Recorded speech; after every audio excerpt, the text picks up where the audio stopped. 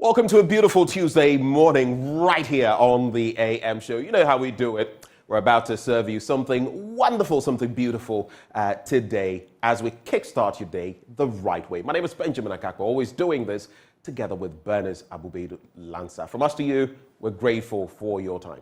Now, coming up this morning, as you know, the news will be up next. Right after that, the news review, and we're joined by Afeil Mwane, former president of the Ghana Journalists Association. That will be followed by sports with Muftar Nabila Abdullahi. He'll be presenting that segment. But today, what we have lined up for you has to do with the Graphic Stanbic breakfast meeting. And today on the show, we'll be taking you there live to the Doli Beach Hotel for another installment of that breakfast meeting. The theme, thriving during economic turbulence. And the guests joining us this morning, Professor Ejapoma Jeki Dako is an economist. Then there's also Professor John Gachi, CEO, business advisory expert as well. And we'll be joined by Michael Bozumbil. He is CEO of Petrosol. All of them will join that wonderful conversation as we host the Graphic Stanbic breakfast meeting. That's the latest installment.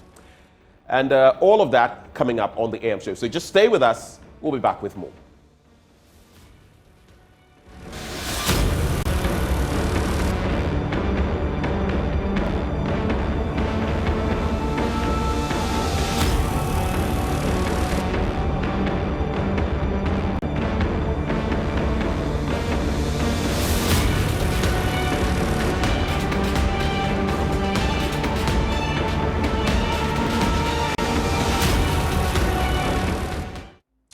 Welcome to the News Belt on the AM show. Now, in our first story, members of the Pensioner Bondholders Forum have threatened to resume picketing the Finance Ministry if government goes ahead to include them in the new domestic debt exchange program.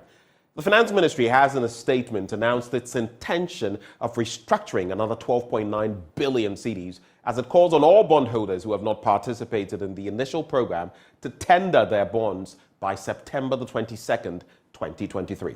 This includes investors whom government has described as eligible holders of over 59 years. But at a press conference on Monday, members of the Pensioner Bondholders Forum warned they would picket the Finance Ministry again if government roped them into the program. My colleague James Aveji has more in this report. Between February and June 2023, members of the Pensioner Bondholders Forum picketed the Finance Ministry demanding a total exemption from the government domestic debt exchange program.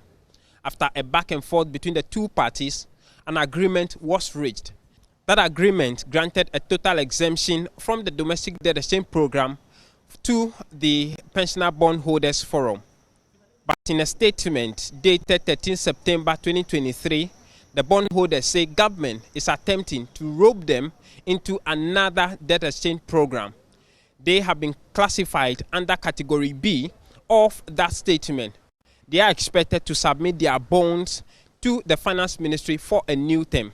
But at the press conference on Monday morning, members of the pensioner bondholders say they cannot be included in the new domestic debt exchange program. Dr. Edouard Nanientri is convener of the group. We believe that the inclusion of Category B holders, that is pensioners, in the invitation is irregular for the following reasons. Category B holders, that is the pensioners, who did not tender their bonds were on the 16th February 2023 exempted from the DDEP. Effectively, natural persons 59 years old and above, as of 1st January 2023, who did not tender their bonds and were subsequently exempted from the DDEP, are not part of persons who could not participate in the DDEP. Our response to these statements is that natural persons 59 years old or older as of 1st January are not part of holders of eligible bonds who did not participate in the February 2023 exchange on time. They were exempted from the DDEP. We have advised that the government should not create a situation that will result in pensioners not receiving their coupons and principals on due dates. According to Dr. Edwana Nientri, they have sent a reminder letter to the Ministry of Finance and government reminding them of the exemption they have granted to the pensioner bondholders. He says if they do not hear anything from government in the coming days or are not exempted, they will have no option than to resume their picketing. We have already informed the whole world that anytime our coupon or principal is in arrears, the only thing we will do is to picket the ministry, as we have done.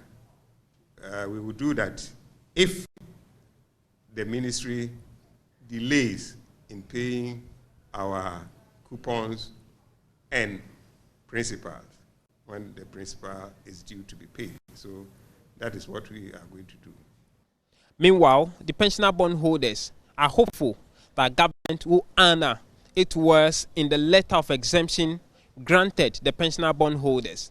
Reporting for Joy News from the Clocksack Auditorium here in Accra, my name is James Aveji.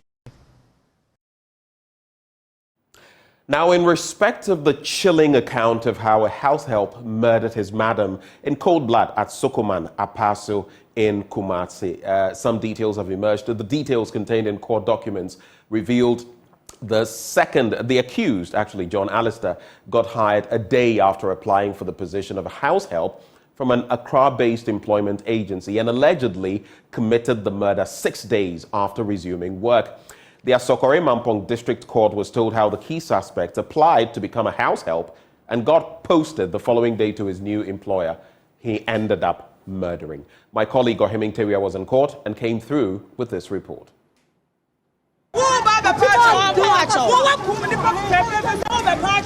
Alistair applied for work on September 4, 2023 and resumed work the following day, assigned to the woman he allegedly murdered in Kumasi. On September 11, 2023, at about 11 a.m., moments after the deceased had prepared fufu which she enjoyed with the accused, she was stabbed in the stomach, hit several times on the head and face with a club.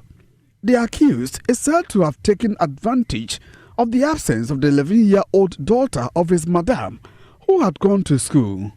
According to police, Alistair, after committing the act, invited the second and third accused persons, that is James Anoche and Juan Collins, to the home of the deceased and bolted with a Kia Sportage vehicle with registration GS 307-21, Samsung mobile phone, rice, cooking oil and other valuable items. They then escaped to Accra, made contact with Biggie, a fourth accomplice who is at large, to sell the vehicle to Christian Obu, the fifth accomplice who is also at large. Alistair, after the sale of his madam's Kia Sportage vehicle, used some of the proceeds to buy a Toyota Vitz car with registration number GS 3107-23. Whilst the second, third and fourth accomplices were being pursued, the fifth accused person abandoned the Kia Sportage vehicle at Oyibi police station and bolted. Following a report to the police, the crime scene management team discovered the body of the late Stella Osei, also known as Princess Efia Ahinkai, in the garage of her Apaso home. A blood-stained club believed to have been used by the accused person to murder the woman was also discovered at the crime scene on Tuesday, 12 September 2023. A police intelligence-led operation led to the arrest of the first and second accused persons in their hideouts in Accra on September 14, 2023. The two were then escorted to face trial in Kumasi. Prosecution, led by ASP Stephen Ofori, prayed the court to grant a request to release the Kia Sportage to the husband of the deceased, whilst a Toyota Vitz vehicle acquired with proceeds from the crime is also impounded by police. Despite the plea of the accused persons not being taken, the key suspect broke bounds, raised his hand and signaled the court he had something to say. He told the court he has accepted responsibility and pleaded with the court to be lenient with him before the Asokwe-Mampong District Court. But prosecution, led by ASP Stephen Ofori, says due process would be followed in the trial.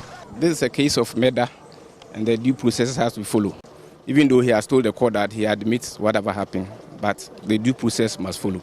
So when docket is completed, it will forward to AG for his advice before the processes will start. That's the saddest part. A father-in-law to the deceased, Yao Yabua, who witnessed proceedings in court, says he was saddened to hear 5 persons were involved in the murder.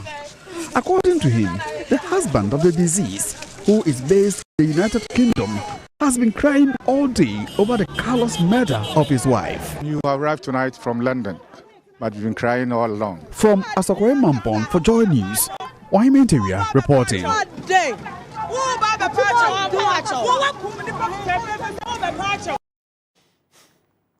Now, a number of commuters for the second day running are stranded at the Wa-Saula-Bole Highway following torrential rains in the area that broke the banks of the Doli River. The only option for the stranded commuters are 2 canoes that can ferry them from one end to the other for 10 Ghana cedis as a fare, excluding luggage charges. Upper West Regional Correspondent Rafiq Salam, who traveled to the area, reports that there is spontaneous increase in transport fares as passengers who wish to travel along the route need to do a detour of an extra 200 kilometers to reach their destinations. The 12-hour Sunday rain came in torrents. Its intensity has never been seen in the enclave for decades. The effect is catastrophic and of monumental proportion. The Doli River, that has not been desilted for over 2 decades, broke its banks as a result of the violent floods and cut the highway into 2 equal halves. Maze of commuters got stranded on both sides of the highway. The well-compacted gravel-sealed bitumen was completely washed off, leaving only the skeleton of the concrete bridge. There was no human casualties, but farms closer to the waterways were destroyed. Passengers wishing to continue their journey only have one option: 2 canoes to ferry them from one end to the other at 10 Ghana cedis, excluding luggage charges. I'm carrying my load. What I'm going to do is business to eat with my mother and my brothers. So it's very difficult to cross. So where is the vehicle for you to pass with? No vehicle. We are using just some small ship to cross to Bole. A ship from where to where? Bole. Ship? Where is the ship? There is no ship there. Thank you very much. You come see. However, if you are faint-hearted and have phobia for the water that is about the size of half a football field, you have to take a detour of about 200 kilometers from either Sola, Sudankin, and Tachiman or the Baibesa. Communication lines were also destroyed by the floods. And so this is the fiber cable, and they are also trying to retrieve the cable to enable them to restore the lines of these communication services here. So you can see that one of them is from Borofo. Master, tell me, what's your name? I'm Emmanuel Baberi. Okay, what are you doing now? We are trying to restore the link. This link has affected so many sites. So yesterday we were here, but we couldn't restore it due to the water content. It's today that we came back and we have access to the cable, and we are now trying to lay the cable across so that we do temporary work and later on we come and do the normal work. Savannah Regional Minister Said Jibril Mwazu, accompanied by his opposite number from the Upper West Region, Dr. Hafiz Bin Sali, visited the affected area to get first-hand information with a view to fixing it. Somewhere in 1993, and since then we've been doing spot improvements on the road, but the major works have not been done. But so far we've seen that the level of destruction is something that we have to take seriously, and also to make sure that we get the road more travel very, very soon. Ourselves, but even before coming here, we had made contacts with the road minister, the chief director, the chief executive of the Ghana Highway Authority to ensure that we get a speedy remedy to what has happened. the Upper West region is severely hit. The incident has, however, resulted in spontaneous increment of transport fares, specifically persons traveling to Kumasi or Accra. The Ghana Private Road Transport Union, GPRTU, has upped the transport fares from Wa to Kumasi by 40 Ghana cedis. Alhaji Nuhu Mahama is the Senior Industrial Relations Officer of the Upper West branch of the GPRTU, and he defends the increment. We have added 40 Ghana cedis to the 140, making it 180 Ghana cedis. Don't you think that is too high a price? In fact, we are very sympathetic with our transport, our traveling public. Even though we were intending to increase it from 140 to 200, realizing the cost of the fuel and the distance. But we said we have to be very sympathetic with them, so we reduced it to 40 instead of 50. For the VIP buses traveling to Accra, they have only done an increment of 20 Ghana cedis. Oli Rahman Salifu is the war manager of VIP. The 20 cedi is not too high. If you look at it, the 20 cedi increment is not up to 20 gallons of fuel. And that place, looking at it, about a 90 mass averagely. That's averagely 90 mass is freely. So due to that, if you don't add anything, you can't be able to cover. And there can be a type S, or there can be a different distance in their car. Passengers are, however, not happy with the increment in the transport fares. Both. The long journey, 1, the increments, 2, and the time. So once there's an increment, though the journey will be stressful. I think that's the thing that we are going to face, will be stressful, because in as much as we have been passing the other road, we might not be stressful, but this one, the road is a bit longer.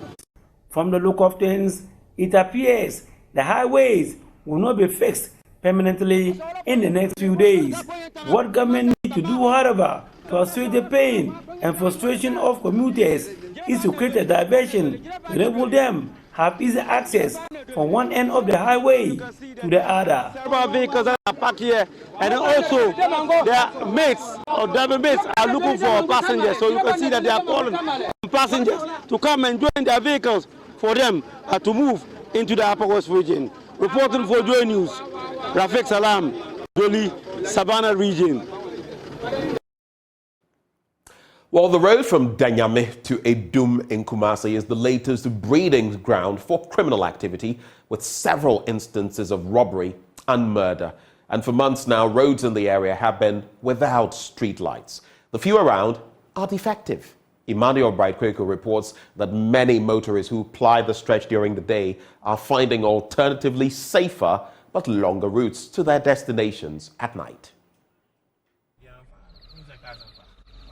Pitch darkness as one the Nyame Edum Road. For months now, the area has been plunged into darkness. Bushes along the darkened stretch are hideouts for criminals, especially for robbers who snatch people's valuables, including phones and bags. This driver recounts a near-theft experience which happened just before I interviewed him.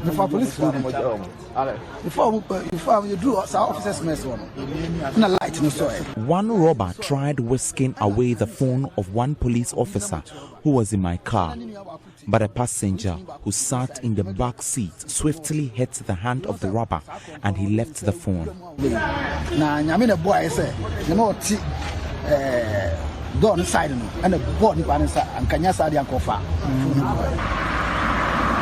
The area is only illuminated by the bright daylight and the headlights of vehicles at night, numbering about 10.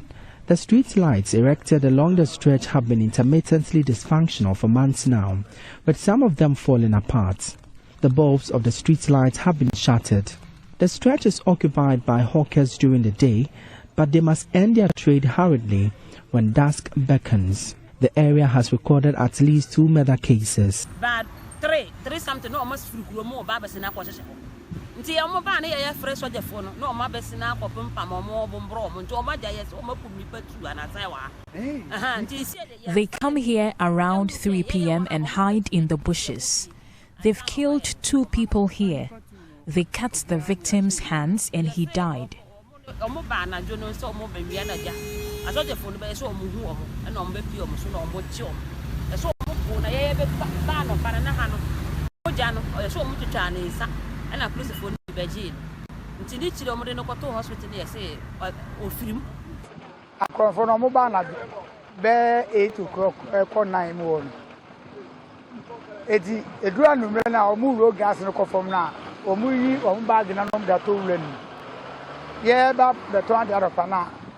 Sometimes the soldiers come here to sack us, thinking we are the thieves, but we aren't. We are only traders.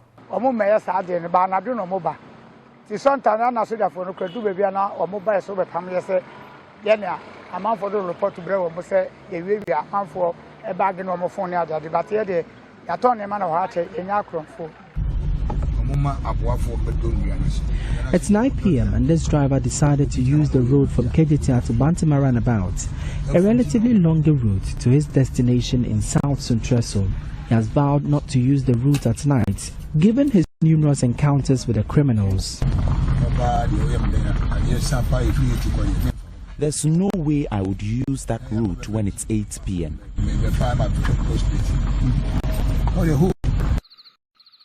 I visited the scene at night. So we are getting closer to the traffic station, and thankfully there have been some street lights on for today, but mostly we don't have the street lights on, and this is the hideout most of these robbers try and then go inside. So in the trees you find them inside the trees. That's when the light is not available, and they camouflage or blend with this particular tree. So as we are in traffic now, they just come inside, and then you are using your phone, they just whisk it away. The police officers only come around during the day and not at night.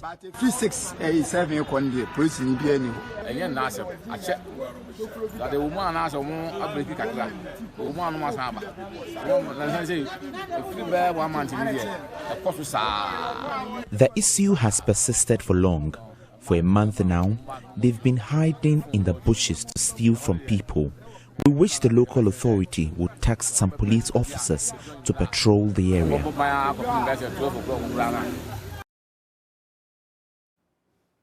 And it's on that note that we cap off the news this morning. But stay with us, because up next, I'm hosting Afil Money, former president of the Ghana Journalists Association. He joins me for the news review. We'll be right back.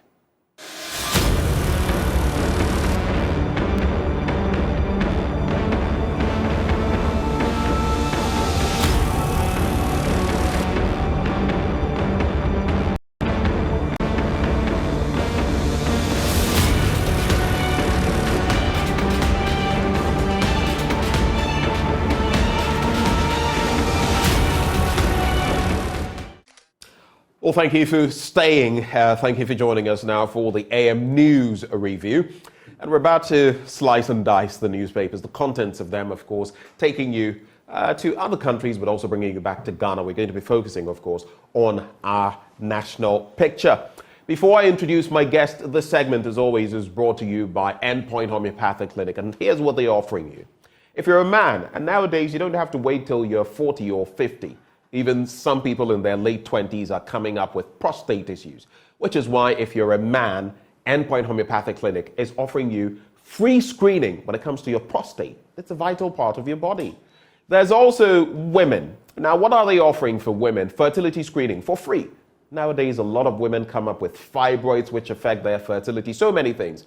Things could be going on in your body that you are clueless about. And that's why you ought to get yourself checked for free. Go to Endpoint Homeopathic Clinic and they'll check you out. Here are the number of branches they have. In fact, you can locate them here in Accra at Spintex opposite the Shell signboard. There's Kumasi Kronoma here behind the Angel Educational Complex. There's Takrady Anaji Estate. There's Temma Community 22, Tichiman Hanzo and Isiama and Zima. Their call lines 0244 867 068 or 0274 234 321. End Point Homeopathic Clinic, the end to chronic disease. But just to start the commencement of the news review, I am glad to have in the studio with me former president of the Ghana Journalists Association in the person of Afeil Money. He's taken the time, not on Zoom, he's here physically like he did the last time. Ifo, good morning. Good morning, Toby. They say there's no, that you should be the Toby. They say there's an outbreak of pink eye conjunctivitis, aka Apollo. Apollo. So dating back to the Apollo mission, and that is why it came and we gave it that name. So we shouldn't shake hands too much because it's a viral infection and it's very highly contagious. I would have given you but it's good to have you in the studio. Yeah, it's a pleasure to be here. What are your memories of that, though? Have you ever had Apollo? Yes, some years back, and it was really painful. Very. Yes, and you know the eye is a very important part of the body. Yeah. So if the eye is affected, it's the whole body suffers. I remember I was a schoolboy in those days, and we're asked to use seawater to treat it. And, remember, and the seawater too can be punitive. I had a doctor here in the studio with me yesterday, and she's from the Kolebu Teaching Hospital. She actually walked us through practically everything when it comes to conjunctivitis or pink eye. And one of the worst things you can do, because the eye is so sensitive, and especially if you have something on the eye, the sensitive, the cornea, I think she mentioned, and you don't know it, you could actually not just have the viral infection, which is pink eye or Apollo as we call it here. You could introduce bacteria on it, which will now give you a serious, major problem. So actually what you did, you're just fortunate that at the time you may not have had any, because you may not see it. You can't see it, back into your eye. But there could be something going on. And if you add seawater, urine, breast milk, I hear people use all kinds of things, which can actually, she says, those things could actually make you go blind. So this reinforces the need to intensify education. Yes. On the implications of applying the wrong medicine. You remember back then when you had chicken pox, they will also take remember. Seawater with a bit of sand. I don't even want to remember. Definitely the evil. But those were the days. Let's come to the latest in current affairs and then get into the papers. There's this bit, and I'm bringing it up because you're a veteran. You've been there. You've done that. I'm talking about the second round of the domestic debt exchange. The pensioner bondholders are saying it must be some sort of error that they are adding us to this one or even contemplating doing it. Professor Godfred Bokpin, let me just see. He says government is spending as though it were not in a crisis. So you keep on spending, and now you want to basically mop up all those portions you hadn't included in the erstwhile debt exchange, which is only going to make things even harder economically for everybody, including the aged. I remember when we had our living standard series and everything going on. You would speak to some people who said, look, I'm a pensioner. I invested in these bonds and all of that. Now I'm not getting my returns. My health care is hinged on that. My dialysis treatment, this, that. And now this is going to happen. I want you to reflect on that. Together with this, it appears from latest research that women in Ghana earn 34% less than men, regardless of whether they are at the CEO level or whatever. What are your quick reflections to these two stories? I think yesterday I was listening to MFR, who was passionate about this subject. And, MFR Power. Yeah, MFR Power. And I had another explanation. One explanation, and the explanation was that men venture into certain areas like mining. Mining, right. Yes, which fed them more money than women. So the risk factor. The risk factor. So this explains the disparity in remuneration. But how about the other areas, like media? It's technically not that dangerous unless they are sending you like Maxwell like Baba to Somalia or something. It's technically not that. What happens there? I know in the world there's been media institutions like multimedia, like GBC, and the state-owned institutions. they go strictly according to guidelines in remuneration. But in the private media in general, individual journalists negotiate their salaries, and they look at your social value, and that determines how much you'll be paid. Some say women don't negotiate well when it comes to salary. I am not inclined to believe that, though. I think, aren't there social structures as well that militate, if you like, against women? Certainly, yes. The women are still not at par with men in so many areas of national and social life. So this underlines the need for women advocates to take up this fight to ensure a kind of parity as far as remuneration between men and women are concerned. So we're advocating here, right here, yeah. From the studio. Yeah. I mean, if they are doing equal work, then why not give them equal pay? I think it's only deserving. Equal pay, equal work. And again, we should reward excellence. Right. And so those who, in terms of output, are above their peers, the system should reward them in order to motivate them. Incentivize. So that motivation factor is very important.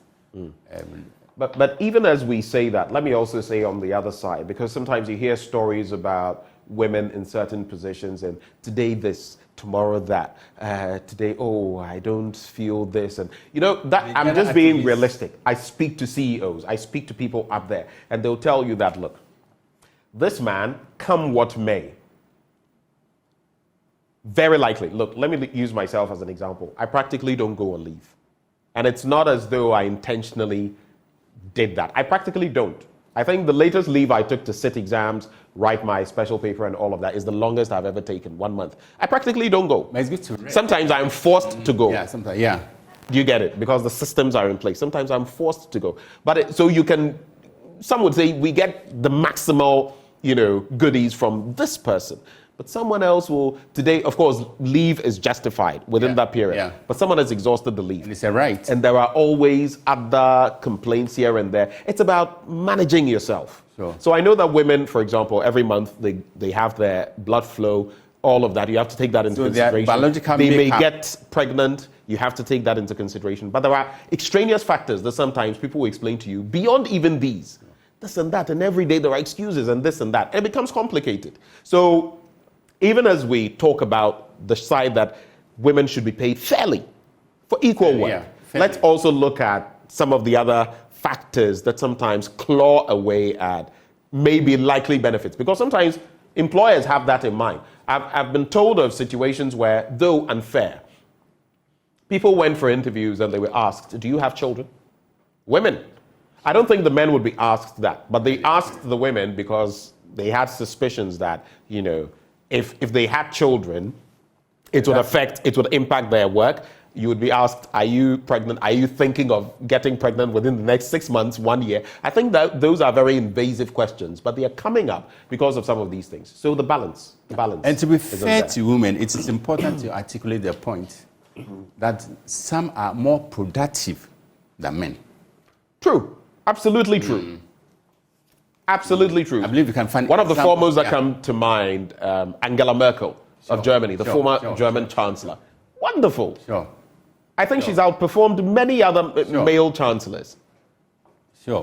Anyway, all these factors into consideration. Sure thing. So let's start with the newspaper end of our conversation now. And the Daily Graphic this morning says, maintain standard bearer role for reliable information, UBA to Daily Graphic. So the media in the picture. Limited voters registration, something I definitely want to talk to you about. EC revises targets. Beware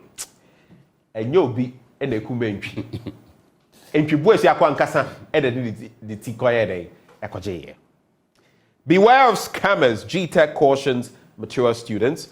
And police promotions, 40 chief inspectors sue IGP. All right. Then in other stories, let's look at the back page. Chief Imam Qatari ambassador inaugurate learning center, and there's Doli Bridge collapse diverts Bole Wa traffic. And this thing is, just look at this. Look at this. You can't see that. Okay, now you can see just imagine it. The bridge gone. And if you were plying that route when this happened, you'd be a goner.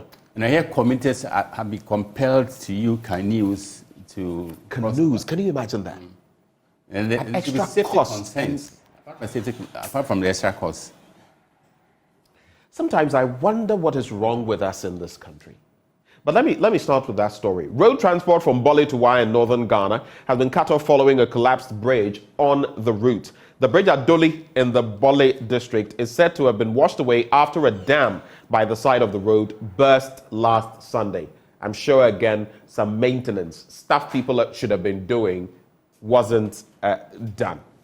Now, the road from Doli in the Savannah region to Wai in the Upper West region has since become impassable, leaving commuters stranded. Consequently, the Ministry of Roads and Transport has advised motorists to use alternative routes to access the areas. A statement from the Ghana Highway Authority said preliminary investigations indicated that the dam overflowed its banks following a 4-hour downpour, resulting in the bridge being washed away by floodwaters. 4 hours, and away easy.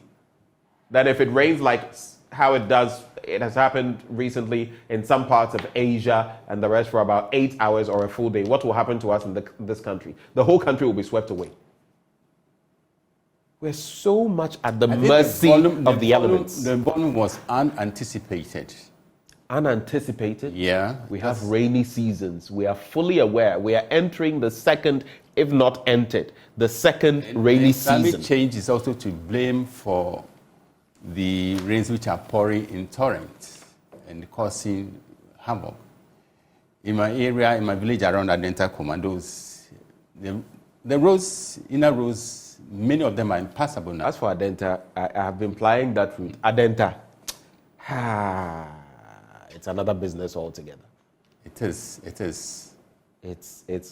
But, you know, I always go back to this, and it breaks my heart. You know, years ago, in the I shouldn't say mid 2000s because we're still, but I think from 2010 all the way up there was a Canadian who was betting every year that Accra would get flooded. Betting. Mm-hmm. And he would always win. So the betting company had to cease with that bet. Because till today, if he were still betting, he would win. And how can you live like that so that someone can even bet on your misery and get it spot on every year? How? Last year, the Roads Minister did promise that as much as $400 million had been invested in the drainage system in the capital, and the impact is negligible, if not zero. So that should serve as a wake-up call for the authorities to fix this perennial problem sooner than later, because it is really wreaking havoc. And it's also come with a lot of financial implications, economic implications. People cannot get to their destinations. Workers get stranded. Business people are also affected in terms of incomes. So the roads authorities, the minister in particular, should up his game and ensure that at least certain vital roads are in better shape in response to the vagaries of the weather. Well, honestly, I think there are too many jokers claiming they are workers for government, too many appointees who do practically nothing, and we applaud them for the crumbs they give us when they should be giving us the entire cake, crumbs. Then we clap for them. It's a sad situation in Africa, and that is why I will say again that we shouldn't underestimate the wind of putches, coup d'etats going on. Why? No one wants a coup in Ghana. Definitely not. Certainly, yes. No one wants any civil strife, because I've been through that. I've lived through that. When you have mortar shells hitting your house, it's not funny. When you have bullets flying past. When I remember that Lutheran church around the 9th Street in Monrovia at the time, an entire church, people had been killed in there. The stench using that route was amazing. It's something that makes your skin crawl. So no one wants that. But with the stupidity of some of those who call themselves leaders. These things, eventually, when you back people to the wall, look, our population is largely youthful. Estimations that are that by 2050 we would have over 50% practically across Africa. Look at what Alassane Ouattara is doing in Cote d'Ivoire. He's extended his 6-year or so term. He's in his 3rd term. No one will talk about that. When disaster strikes, then they will come and say, oh, ECOWAS. We will not be proactive. We want to be reactive. We all understand the ECOWAS image is in a gutter. And recently they had the audacity to plan to invade Niger. That plan is in tatters. Yes, in tatters. They can't even muster, the force. No. It's and under their head, and the Nigerian president Tinubu, Bola Tinubu. Yes, extending the 1-week ultimatum to the junta leaders in Niger to 90 days and 3 months or so. Another joke. He will keep extending it. He will keep extending it. Let them, instead of focusing on human security, like I keep reminding them, the economy of the ordinary person on the street. Look, I go around sometimes and I'm so heartbroken. Robust youth out there with all the vital energies, with all the youthful exuberance, and they have nothing to channel themselves into. This morning we were talking about a certain stretch, Danyame among others, where people are getting robbed and so many things. Why? Do you think the average person, if he had a means of bringing ends to meet, he would go and waylay somebody to rob him or her? He would want a better life for himself. Certainly, yes. With the risks involved. Certainly, yes. Admittedly, we have challenges all over, but and the seas of instability or legislative takeovers, democratic decay hit us hard in the face. But all this does not justify. No, definitely not. The invasion of civilian life by the military. Thank God, since 1992, when as a nation, we said no to the bullet course and embraced the ballot box. Democracy has been taking root in this country. But at the same time, we ought not be intoxicated by the fact that we've been practicing democracy for all these years and we've changed government. We like touting that. Yeah, we like consecutive changes of government. We should learn from Kenya. Sure. When that furore broke out, who would have expected? But you see, something our leaders don't pay attention to. We would talk about Rwanda and Paul Kagame and the fact that, he has these tendencies and those tendencies and all of that. I agree. It's excessive in some way, sometimes. But look at the development there. I'm sure you've been to Rwanda. Yeah. Look at Kigali. Yeah. Look at 1994, when the genocide happened and what Rwanda was like. Look at Rwanda today. And you come to Accra and you ask yourself, this place looks like, we're talking about touting it as creating the cleanest city in Africa and all of that, all hogwash. It's a target. And we are told... If within 8 years, you say, you have a term of 8 years. If in your 7th year, you're at a certain point, you don't need, to be maybe we should expect a miracle. A miracle. Let's get into these stories and then you'll come through with your 2 stories. So very quickly, police promotions. 40 chief inspectors sue IGP. 40 chief inspectors of the Ghana Police Service have sued the Inspector General of the Police, Dr. George Akufu-Dampare, the Police Management Board, and the Attorney General over what they describe as the unjustifiable refusal of the service to promote them. In a writ filed at the Kumasi High Court, the police officers claimed they were excluded from a series of promotions prompted by a special amnesty granted to police officers who passed out from police training schools by 2008 and had obtained university degrees as of 2020. This is a convoluted one. It's a complicated story by all standards. And there's also limited voter registration. EC revises target. The Electoral Commission has said it does not expect to cover all 1.35 million persons targeted for registration in the ongoing limited voter registration exercise. The EC said its immediate focus was to register 52% of the targeted population by the end of the 21-day exercise, which started on Tuesday, September 12. It ends on October the 2nd. You know, the EC, I don't know what is going on because I listen to them. I intentionally listen critically. Dr. Srebo Kweku, Dr. Bosman Asari, when he decides to speak and all of that. I don't know what they are sitting on, but I'm just watching how they've been acting, and I get alarmed sometimes because why extra cost if you say, yes, district level elections, but if as many people can register as possible, and you can save extra costs going into the main election, and especially when you know the same challenges are going to feature. Why all this back and forth? It makes no sense to me. Number one, I think they need to take a hard look at their style of communication, the message inconsistency in what they put out there. I listened to one of their top officials on his file on Saturday. I think it's Dr. Kweku. Dr. Kweku. And he did explain that they want to protect the sanctity of the voters' register. And this explains the limited registration exercise. But when James had the opportunity to speak to the media, she said they didn't have the budgetary support to extend the registration to the polling centers. Certainly, those two explanations conflict, and there's a need for them to harmonize whatever each of them want to put out there in the public domain. At the same time, we need to applaud the obstinate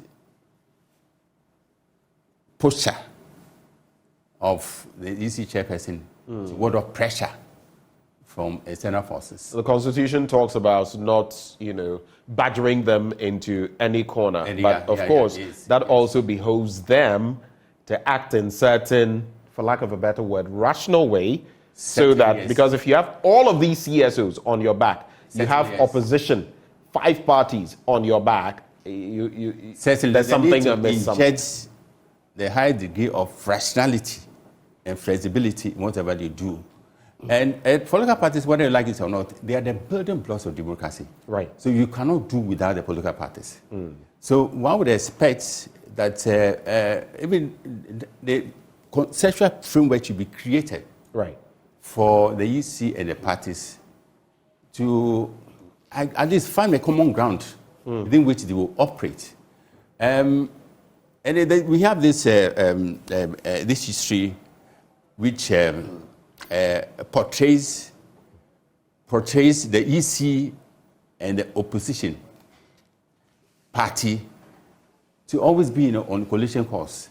And I don't understand the perennial irritants in the relationship between every opposition party and the EC. An electoral commission, it appears, on the face of it, is always on the side of the ruling administration. And maybe this and they always seem to support. I mean, we brought this up, and the theories that come forth, it's always amazing.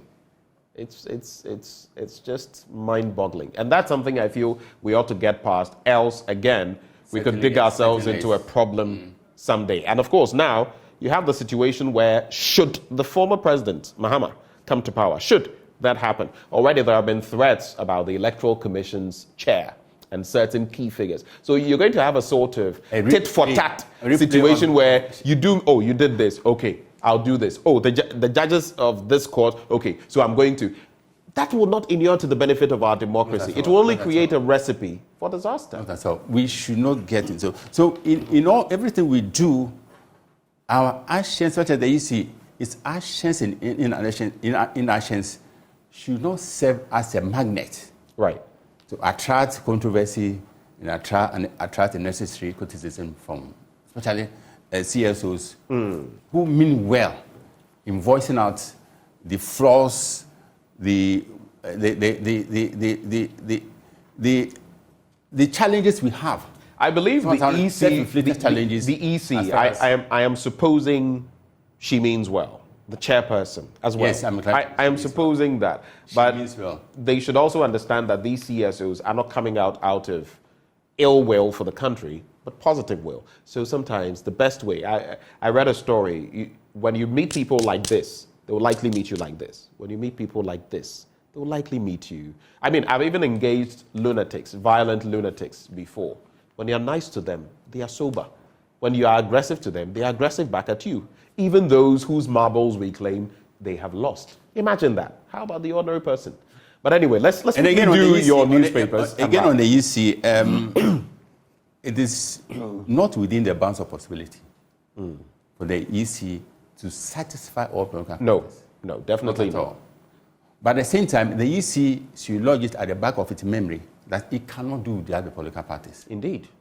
So the two. So if you go to IPAC and there are certain conversations, and then all of a sudden you come back and you go full steam ahead with what you had been discussing that had not been concluded on, and they said no, these aspects, and you go full steam ahead, and you keep doing that, it becomes a cycle.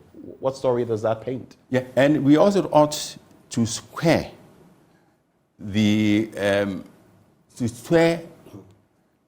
logic with reality.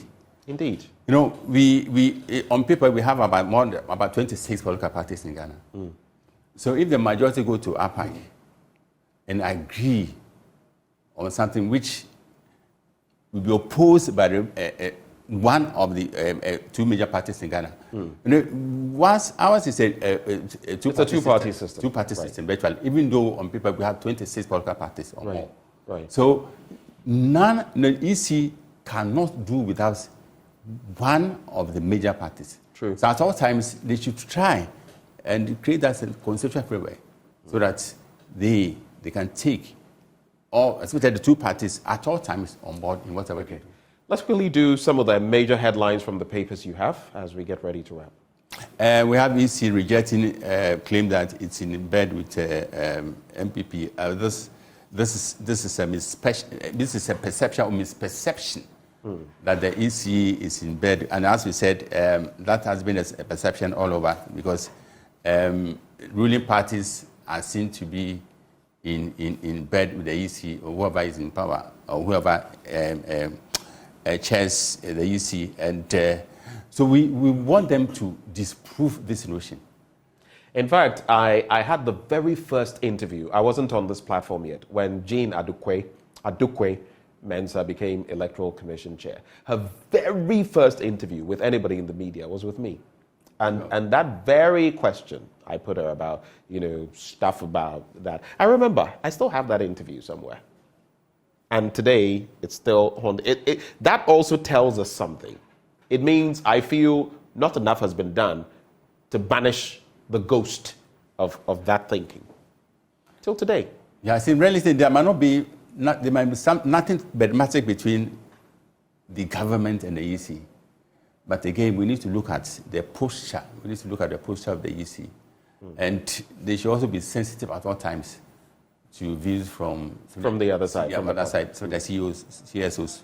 Any other stories from the other paper? You have the Ghanaian Times as well. The Ghanaian Times. EC there as well. Yeah, the angle is on the number of potential voters who will be added on to what we have, 182. And we live in a country where electoral outcomes can be decided by about 40,000 votes. So this 182 is quite significant a number. And again, this underlines the need for the EC to open up registration at all centers. Democracy, you all understand, is expensive. And as the saying goes, what is worth doing must be done doing well. Right. So if it's worth registering, capturing as many as possible, and we are told that the EC did not factor this into their budget. I believe in drawing up the next budget, it should be possible for all electoral areas to register potential voters. All right.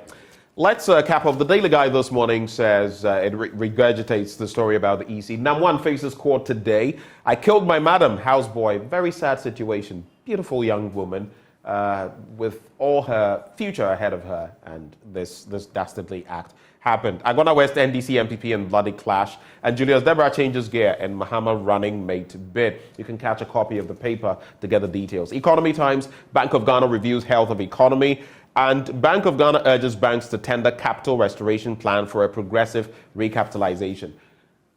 Dr. Governor of the Bank of Ghana, on the back of your monetary policy and all of that, are you aware of what the banks are, in terms of the loan structures, especially variable loans? Do you know what they are charging clients now? I know someone, I've been told by a bank, where someone whose salary, they would take a portion out of it for the loan. Now the entire salary is not enough. The salary goes and the person must find more money to top up. That's where we are. Anyway, I feel money. Thank you so much for joining us this morning. Pleasure. I nearly shook your hand, right? For the sake of pink eye, let's prevention is also better than cure. This segment always brought to you by Endpoint Homeopathic Clinic. They're offering free prostate screening, free fertility screening for women. Locate them at Spintex opposite the Shell signboard. Kumase Kronoma Abuehia behind the Angel Educational Complex. Takrady Anaji State Tema Community 22. Techiman Hanswa and Siaman Zama. Their call lines 0244-867-068 or 0274-234-321. Endpoint Homeopathic Clinic, the end to chronic disease. Bringing us to the end of the news review. Up next, we have sports with Muftau Nabila Abdullahi.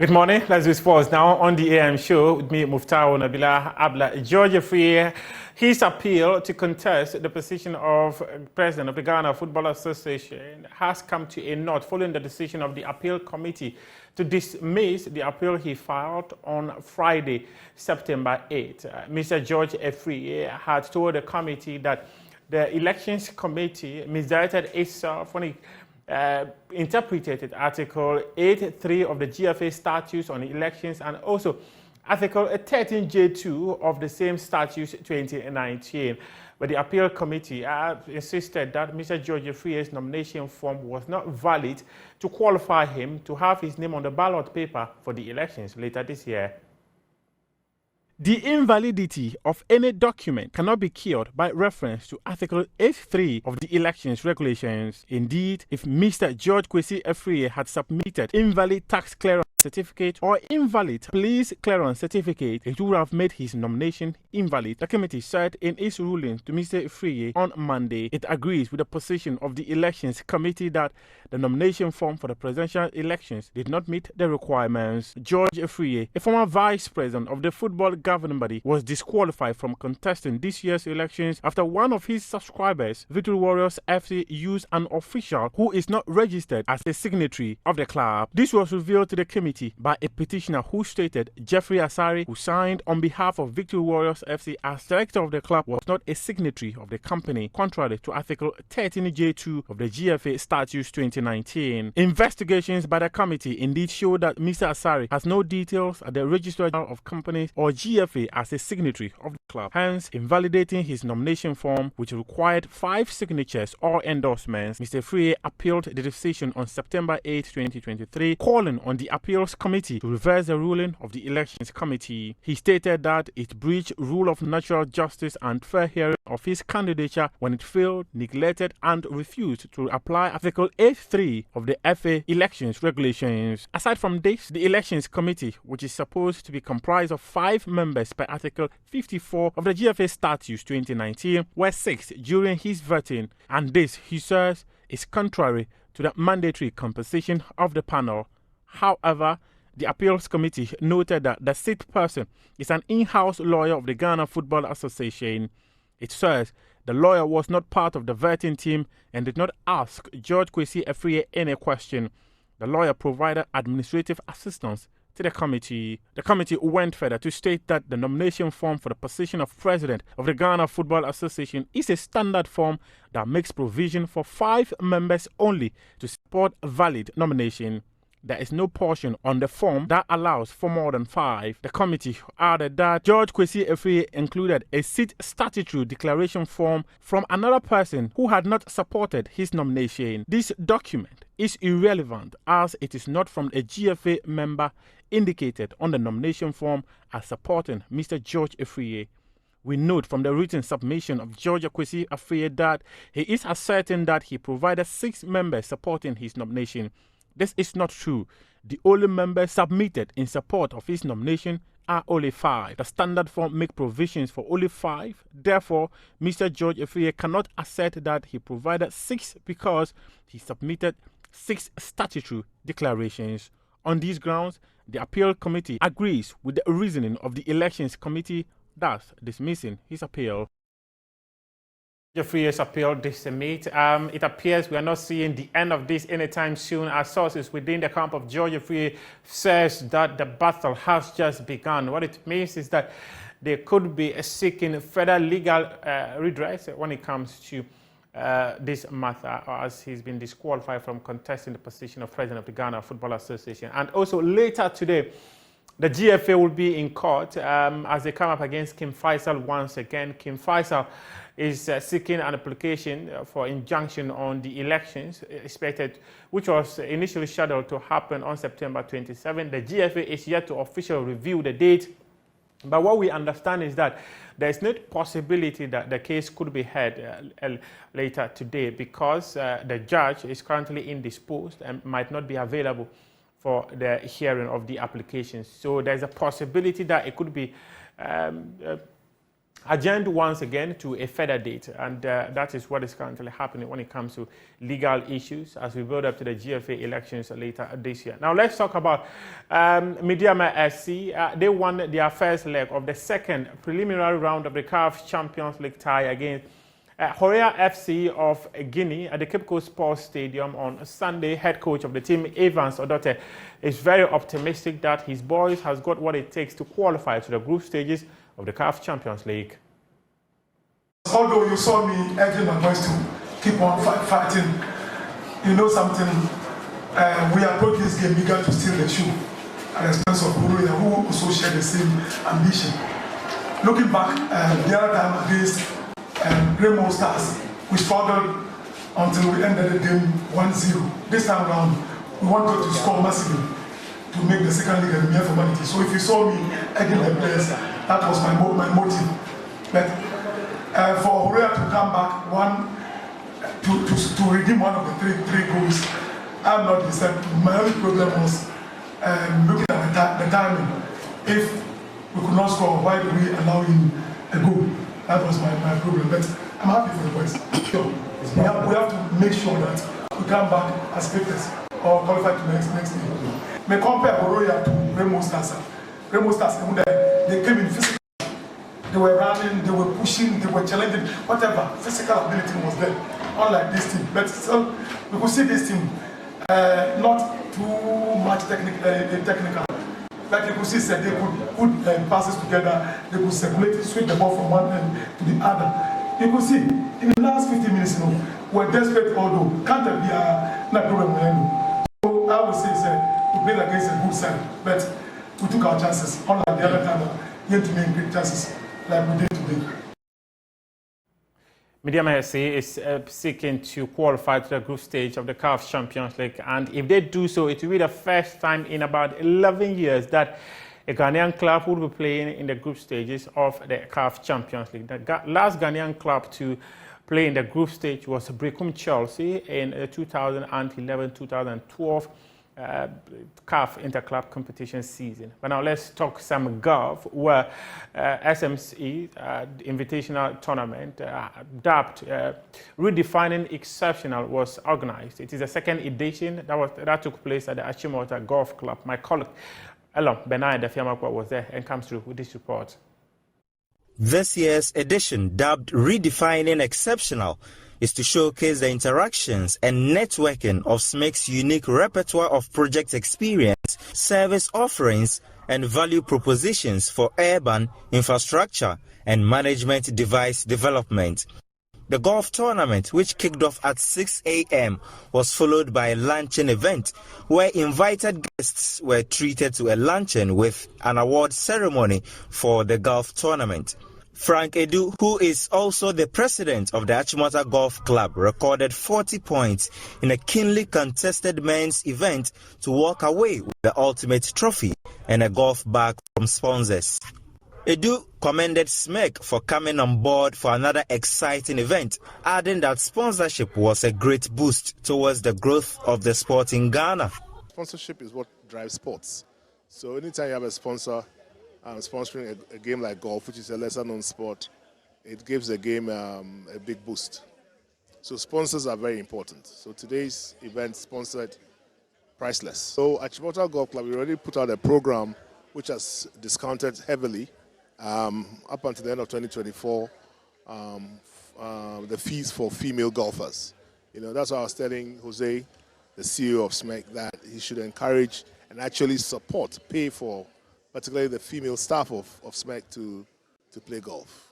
The regional manager for SMEC West Africa, a group of the Savannah Reg Group Singapore, Jose Fernandez, also said they were pleased with this year's edition. It's a gathering of our staff, our clients, our potential clients, and our friends.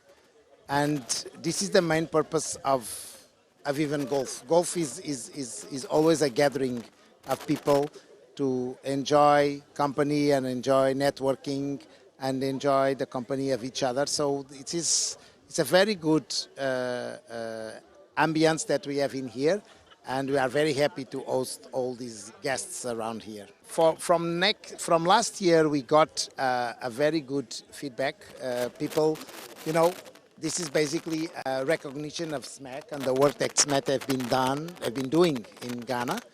And we are always happy to help Ghana to develop the infrastructures and to support the people from Ghana. That's your sports for now. We do have more sports stories on myjoyonline.com, including the disqualification of George Free from contesting the position of president of the Ghana Football Association, the appeal, which was dismissed by the appeals committee. We have a very detailed story on the website. You can go there and read that story. The show continues right after this.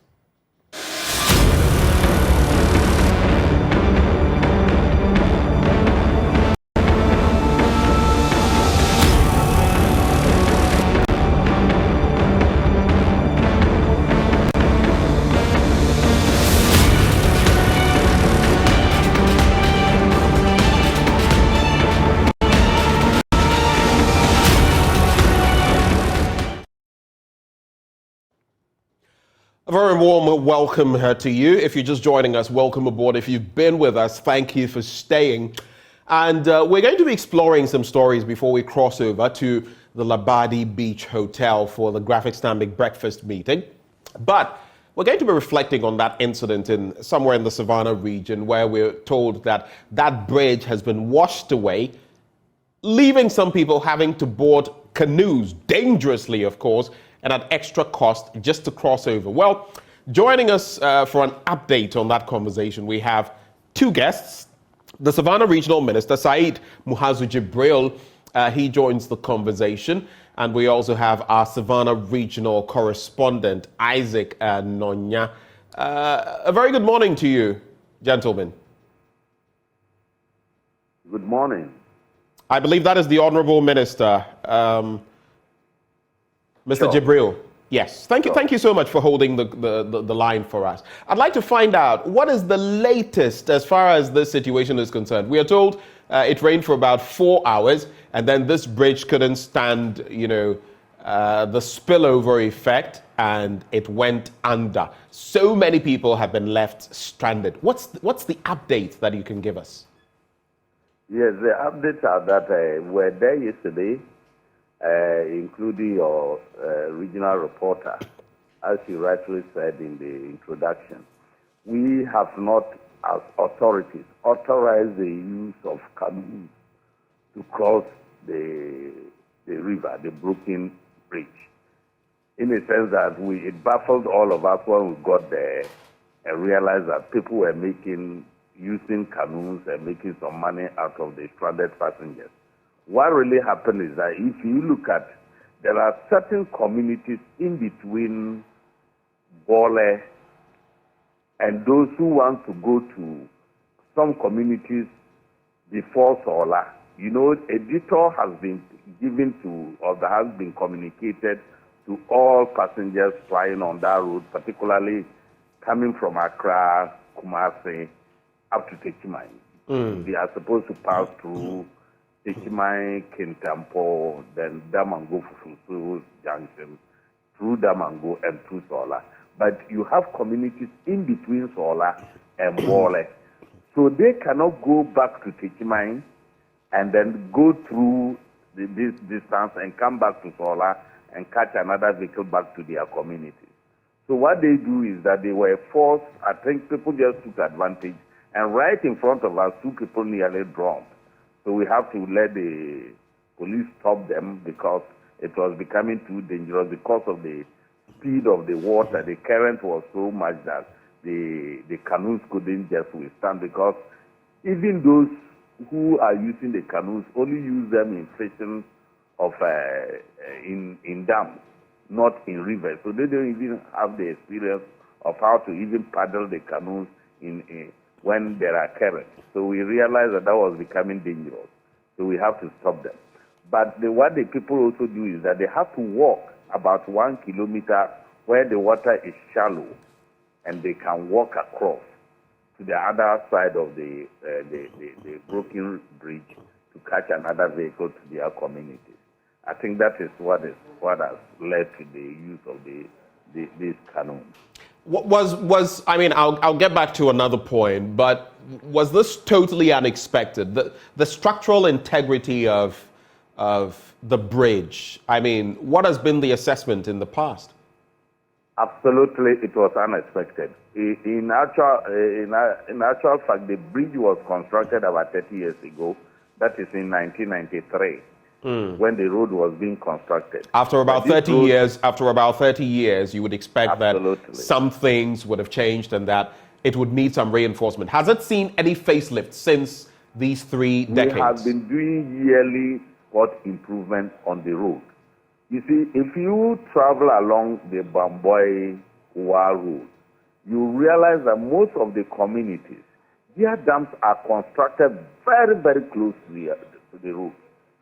Very close to the road. And so we have been expecting this to happen one day, that one of these dams will overflow their banks and can cause this problem. And this. Wait, just a sec, Honorable. You told me initially that this was totally unexpected, but now you're saying that you had expected that with the dams being so close, this could have happened. You expected that this could have happened someday. This particular dam I'm talking about was not part of our assessment. There was just one that we assessed, and we even went there with the roads and highways engineers to talk to the chiefs that we may have to take off that particular dam. But this particular one was a bit far away from that bridge. And so it really, I was talking in terms of this particular bridge that we are talking about. But there are other dams there that are very close to the culverts. These are not even bridges. They are culverts. That one day you will wake up and see that it will happen. We've already relocated one dam along that road because it was giving us same problem. It will overflow the road, and we've relocated it. But this particular one is so huge. The bridge is so huge that we didn't expect that water could just wash it away. And so it wasn't even part of the bridges we had access. The dams we had access to relocate.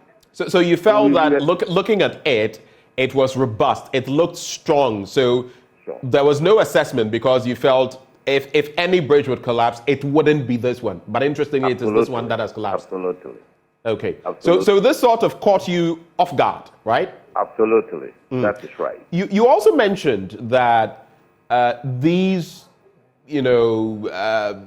people who are using the canoes, this is unauthorized. What have you done about this development since you noticed it? Because I'm looking at the currents currently on TV, and these could easily sweep someone away. and could result in fatalities. So what have you done on that score? Have you forced them to stop? Yes, we told them by 5 p.m. yesterday they have to stop. And the NADMO was there with us, including some other security agencies like the police. So we had instructed the police for Solar District Command to go there after 5 p.m. to stop the canoe, those who are using the canoes to cross.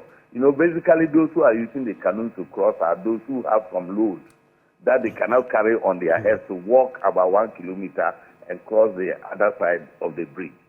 So we told them by 5 p.m. they should stop.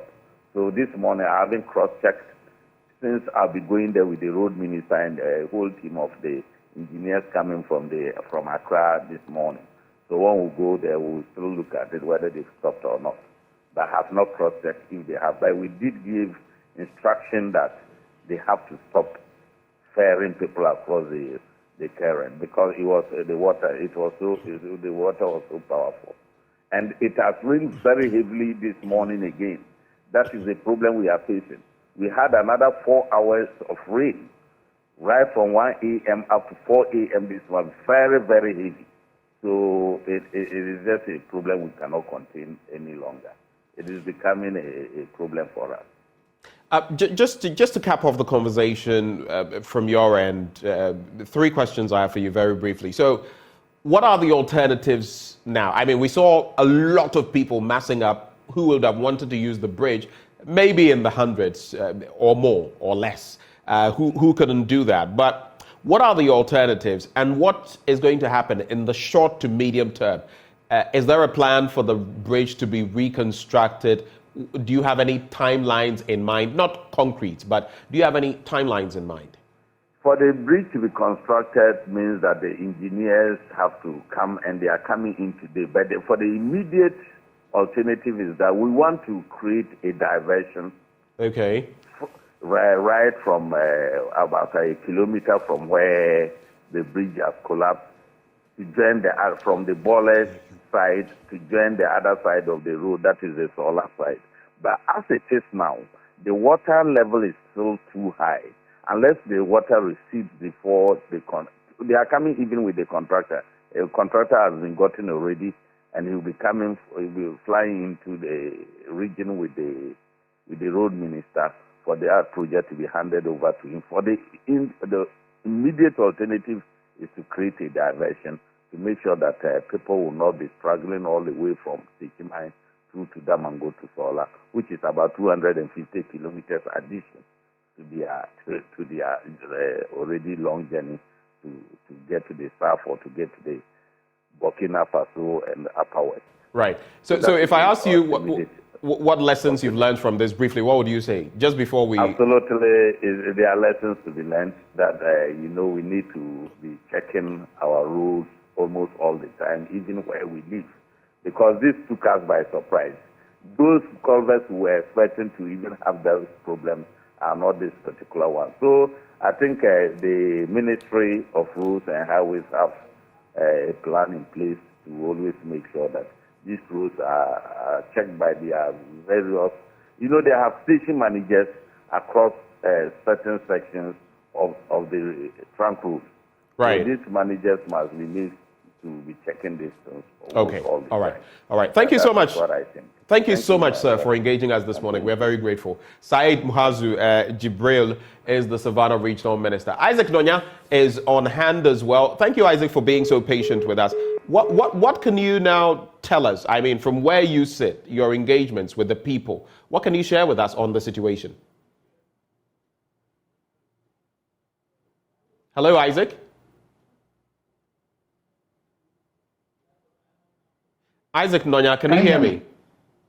Yes, Ben, I can hear you. Did you get my question? Yes, please. Please go ahead. Yes. What I was trying to say is that I was with me yesterday, where more people were piling up, gathering at the bridge, trying to cross. We are told today more water have arrived, and we are also told that we should expect more water on the bridge between now and next week Friday. Because if you look at the extent that the road divided, they forced from the dam was very huge. And let me say that the bridge happened to be a victim of the water flowing from the dam.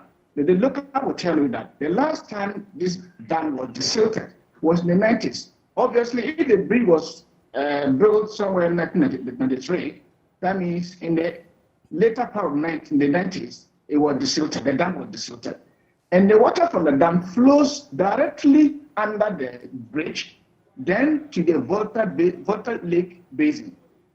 So we are told that once the mass, it was not desilted for so many years, the mass occupied the space that the water is supposed to rest, and forcing the water to flow from the farms and other areas adjoining rivers that have piled up at the Doli Dam. So until the dam is desilted, you can build a bridge, but the dam is not desilted. The dam cannot contain the water. It will again force the bridge and then divide the road again. We witnessed a very huge impact on the ground, the locals. A lot of farmlands, houses, and the traders within the localities who were making do with whatever they have to feed, they couldn't do it. And we also witnessed a casket that was, that they couldn't cross with. And we are told it was coming from down south, moving towards to Jirapa. We don't know whether the corpse was inside the casket or just